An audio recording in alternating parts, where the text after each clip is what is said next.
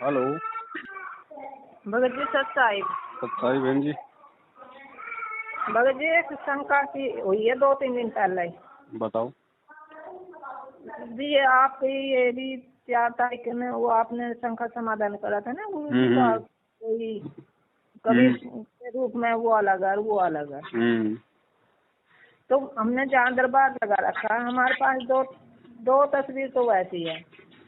अच्छा। जैसे कबीर जी के और गुरु जी की एक साथ है ना वो इकट्ठी,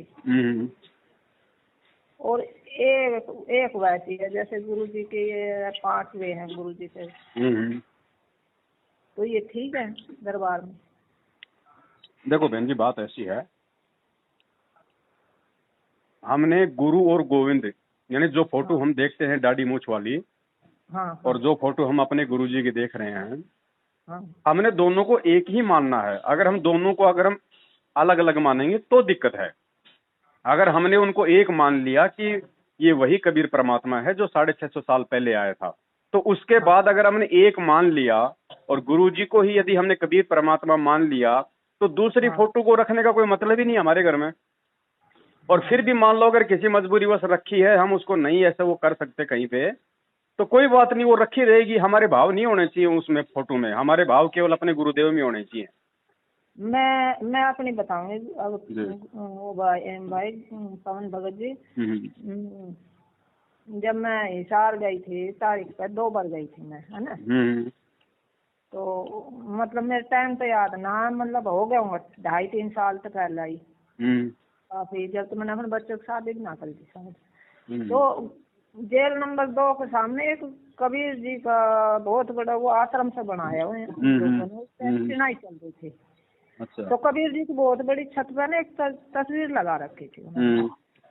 तो हमने देखे भाई के सोचे भाई हमने गुरु जी का जब तक मेरे को इतना सत्संग भी ना सुनने मिला था, सच बात तो ये है। मैंने बस वो भक्ति सौदागर पढ़ी थी और ये टीवी पर सत्संग सुना था ना, उन्हीं ने शुरू कर नाम लेने चली गई थी।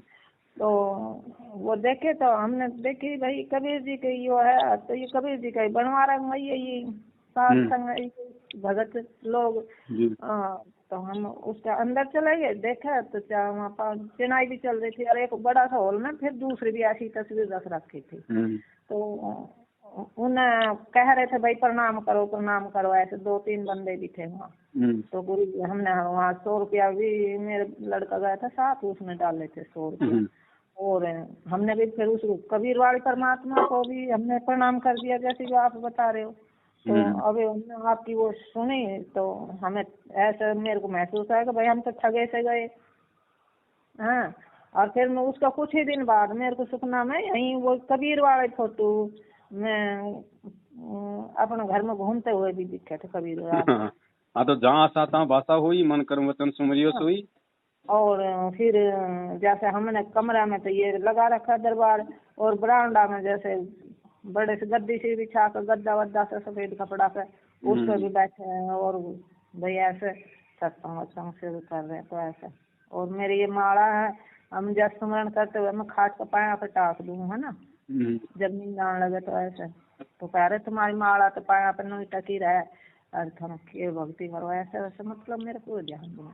तो भगत जी अभी इसको मेरे को क्या करना चाहिए? मेरे मतलब देखो बहन, ज्ञान आधार तो ये कहता है कि जब ये चीज हमें समझ में आ जाए, हमें गुरु और गोविंद का भेद जो है वो समझ में आ जाए, बीच की खाई अगर ज्ञान आधार से अगर मिट जाए कि गुरु गोविंद दो नहीं भाई, दो समझेगा वो 2 जग में जाएगी। उसके बाद जो कबीर जी वाली जो फोटो है, जिसको हम मानते हैं कि वो कबीर भगवान की फोटो है, हालांकि वो कबीर परमात्मा का असली रूप नहीं है, क्योंकि गुरुजी ने भी साफ साफ बोल दिया कि भाई हम जो चित्र देखते हैं ये प्रभु का असली चित्र नहीं है। होंगे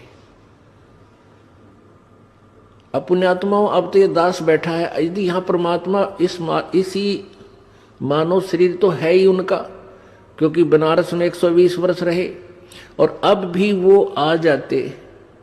जो हम चित्र देखते हैं प्रभु का, ऐसा चित्र नहीं है।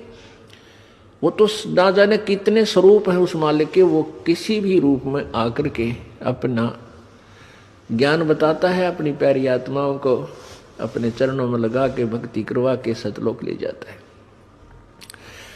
अब आज हम भगवान की तलाश कर रहे हैं।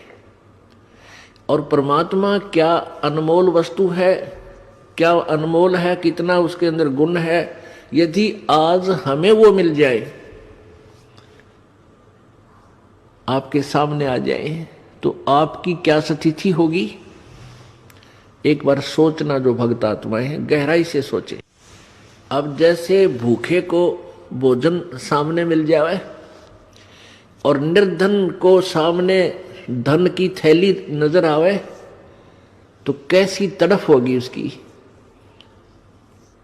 प्यासे को पानी मिल जावे तो कैसी श्रद्धा करेगा, टूट कर पड़ेगा उसके ऊपर। धन है तो ठाकर सीने का यूं देख कर भाग लेगा, छुपा जो कि तो इसने कोई देख ना ले। और सामने भोजन है तो ऐसी सब टूट के पड़ जाएगा, फटाफट खाएगा, अपनी जान बचाएगा। ऐसे ही हमें जब परमात्मा आज मिल जाए, आपके सामने आ जाए, क्योंकि हम उसी की तलाश में तो भटक रहे हैं, तो आपकी कैसी श्रद्धा होगी ये आप अपने अपने स्तर से सोच सकते हैं। अब वो भगवान यहां आ जाए, अरदास के स्थान पर बैठकर सत्संग करने लग जाए, क्योंकि ज्ञान तो देना ही पड़ेगा। हाँ। उसके बाद हमने उस फोटो को भगत जी हमने अपने घर में नहीं रखना है, सिवाय अपने गुरुदेव की फोटो के। अगर वो फोटो घर में रहेगी तो जाहिर सी बात है हमारे उसमें भाव रहेंगे कहीं ना कहीं, और भाव रहे, कल को शरीर छूट गया तो काल भगवान फिर उस फोटो वाले रूप में आके हमारे को ठग देगा। जैसे आप लोग बिना ज्ञान के जो जेल नंबर 2 के सामने जो कबीर जो धर्मशाला बनी हुई है, आप वहां गए, आपने वहां पे दंडवत किया, फिर आपने वहां 100 रुपए डाल दिए। अब बताओ वो 100 रुपए कहाँ गए? वो उस खटीक समाज के पास गए, क्योंकि वो खटीकों की है वो धर्मशाला। दानक समाज की है या वो खटीक समाज की है, तो वो 100 रुपए कहाँ गए? वो 100 रुपए वही लोग लेंगे जिन लोगों ने धर्मशाला बनवाई है। तो वो कौन सा भगवान को भगवान मानते हैं? वो तो उस पैसे का दुरुपयोग करेंगे। तो ऐसे तुरंत ही जब हम लोग जेल से बाहर आए ना, और तो मेरे अचानक से नो आई, किसी जने कोई चलता फिर तो कह रहा कि संत रामपाल जी के महाराज का ना आई हो, हमने जहाँ प्रणाम कराया जन यहाँ, मतलब ऐसा ही अपना ऐटमेट से हुई मेरे। तो मैंने ये है ना बहन जी, अगर उस समय यदि आप गुरु जी को ही परमेश्वर मान लेती तो क्यों उस फोटो के आगे दंडवत करती? क्यों आप वहाँ पे 100 रुपए देती? क्यों अपने वो कर्म बिगड़ते? हाँ, और उसके बाद ही भगत जी हमारे फिर ज्यादा तो दिक्कत जरी हुई थी, मैं समझ तो गई थी, पर फिर 2 बार ही गए था वहाँ। देखो, अनजाने की गलती की भी परमात्मा वैसे तो माफी देते हैं, लेकिन बहन अब चाहे आग के अंदर हाथ चाहे जानबूझ के दे दो चाहे अनजाने में दे, तो हाथ तो बहन जी जलता है ना। हाँ, तो अब ध्यान रखो बहन जी। मैं अब कह रही थी मैं ये 2 तस्वीर है, इन दरबार से हटा दें तो मतलब ऐसे। देखो, उन दोनों फोटोओं को दरबार से सहसा मान हटाओ। हमारा किसी से कोई राग द्वेष नहीं है, हमें कबीर जी की फोटो कोई मुल्की बुरी नहीं लग रही, हमारा उससे कोई ईर्ष्या नहीं है। लेकिन जब वही कबीर साक्षात आ गया, मानव जो है मतलब तो वो शरीर धारण करके, तो अब हम फोटो वाली में क्यों आस्था रखें? और एक बताऊं भगत जी, मैं इन बेटी की तो बता नहीं, मैं जब भी आरती पे बैठूं ना तो ऑटोमेटिक ध्यान ऊपर वाली तस्वीर पे जाता है, गुरु चरणों में फिर बहुत ध्यान करो ना तब आवे। हाँ, तो वो भटका रही है ना, क्योंकि उस फोटो का रूप बनाने का काल ने वरदान ले रखा है। वचन भर लो, वचन भर लिया, अकबर लिया भाई नो बोला जी के 4 युगों में 3 युगा में जीव थोड़े ले जाना, सतयुग, त्रेता और द्वापर, और 4था युग जब आवे कलयुग कितने ले जाइयो। बोला वह बड़ी अड़ाई तन तया। अच्छा भाई कोई बात नहीं। दूसरा ये है कि मैं आपका रूप बना सकूं, मैंने ये आज्ञा दे दो। भाई तो मैं ऐसे ही सोच रही थी, हम पहले आप तो थोड़ी शंका समाधान कर लें, और फिर मेरे मन भी ऐसे कह रहा है कि भाई इन दोनों तस्वीर न उठा कर हम यहाँ कहीं और साइड रख दें या ऐसे। हाँ, आराम से उनको रख दो, अगर कोई अखबार वगैरह लपेट के या जैसे भी है, या आप जी ऐसा करो, आपने कोई शीशे में जड़वा रखी है वैसे ही है? ये एक तो वैसे ही है, एक ये आश्रम से ही ली थी वहीं से ना। उसमें क्या है, वो मतलब शीशे वासे लग रहे हैं क्या? नहीं, वहाँ एक फ्रेम में है, तो उसको फ्रेम से निकलवा के किसी भी फोटो वाले के पास ले जाना, कभी समय मिले तो उस अंदर वाली फोटो को निकाल के उसकी जगह गुरुजी की फोटो अंदर सेट कर देगा, और वो जो फोटो जो आपने निकाली है ना, उस फोटो को आप जी घी लगा के मतलब सवा कर देना। अच्छा जी। हाँ, उस फोटो को घी के साथ में सवा कर देना, ठीक है जी, है ना। क्योंकि जैसे ये पुस्तकें वगैरह फट जाती हैं, जो बची हुई जोत है जैसे रक्षा सूत्र है बच जाता है, तो उनका लास्ट में क्या करते थे वहां पे आश्रम में परमात्मा, उनका मतलब कि हवन करवा देते थे। हाँ। तो जो घी है ना, घी डाल के उस चीज को आप हवन कर देना उनको, क्योंकि हमने बहन जी केवल अपने गुरुदेव में आस्था रखनी है, संपूर्ण तरीके से उन्हीं के प्रति समर्पित रहना है। तो हमें दाढ़ी मूंछ वाली फोटो से कोई लेना देना नहीं है। जब ये ज्ञान हो जाए, आज से पहले तो हम भी लगे रहे थे, हम भी मान ही रहे थे उनको भगवान, लेकिन जब अब मालूम पड़ा कि भगवान तो हमारे गुरुदेव हैं जो साक्षात आए हुए हैं, तो फोटो से हमारे को क्या लेना। ठीक है बाबा जी। वैसे यार मेरे को इतना सत्संग सुनने ना मिला था, क्योंकि साधना चैनल पे ना वो हर 3 महीने बाद वो ही नया शुरू कर दे। ऐसा 1 साल में इन्होंने वो बना रखा, मतलब जो 3 महीने सत्संग चला, फिर वो अगले 3 महीने में फिर वही चलेगा, फिर वो। तो ये पूरा जो अब आप ज्ञान समझा रही है, हमने कभी सुनने भी ना मिला था मेरे को। तो कोई बात नहीं, अब परमात्मा की दया हो रही है, जागो तभी सवेरा, अब समझ में आ गई तो अब भी अच्छा है हमारे लिए तो। हाँ, तो वैसे मैं कई दिन तक ऐसे ही, फिर एक दिन मैंने बहुत आरती करके परमात्मा से प्रार्थना लगाई, तो भगवान 2 दिन हो गए दर्शन ही ना हो रहा, गलती हो रही के ना। तो सोती को ना एकदम इतना तेज प्रकाश हुआ, मतलब रोजाई में आंखें नहीं दिखाई दी। अब कल तक आपको सत्संग सुनो तो वो और भी ज्यादा दिमाग में वो आई, वो ही प्रकाश। तो इसको भ्रम को ही है वैसे इतना भाई, जब गुरुजी साक्षात हैं और गुरुजी ने बता दिया कि भी परमात्मा सहशरीर है या परमात्मा प्रकाश में है, तो परमात्मा उस आग के गोले में दर्शन क्यों देंगे। गुरुजी तो अपने रूप में दर्शन देंगे ना, जैसे लाखों भक्तों को दे रहे हैं। तो ये काल जो है ये भ्रम पैदा करेगा हमारे अंदर। और बस ऐसे ही रहा दिल, मतलब खाली खाली सा एकदम ऐसा लगा कुछ भी जाना दिल में है ही ना कोई। घनी वो सोचूं कि भाई वो भी करूँ मैं, सुमरन भी इतना अच्छा ना हो पा रहा पहला के पैसा।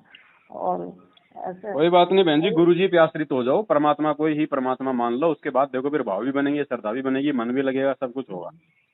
ठीक है। तो गुरु जी की ये 2 तस्वीर है ना, जो इनमें मैं फिर वैसे ही कर दूँ जैसा आपने बताया ना। ठीक है बहन जी, सच है। तो इस प्रकार उस वीर संग भी चरणों में पड़ गया, बंदी छोड़, मैं पापी जीव था, अभी तक मैं आपको केवल गुरु मान्या मालिक। कहने लगे बंदी छोड़, तने गुरु भी ना मान्या था बिराब तई, गुरु मान ले तो ये आपके मन में बात भी नहीं आ सके थी। गुरु और परमात्मा में कोई अंतर नहीं होता, जब तक 2 समझ कर चाला से कबीर साहब कहते हैं वो कुत्ते की दुनिया में जागा। गुरु परमात्मा स्वरूप समझना चाहिए, जिसने आपको वो अनमोल चीज दी जिससे आपकी लख 84 मिटेगी। मस्तक लाग रही मारे गुरु चरण की दूर, मस्तक मारे गुरु चरण की दूर, जब ये धूल चढ़ी मस्तक पे, जब ये धूल हो गई दूर, मारे गुरु चरण की दूर, ईड़ा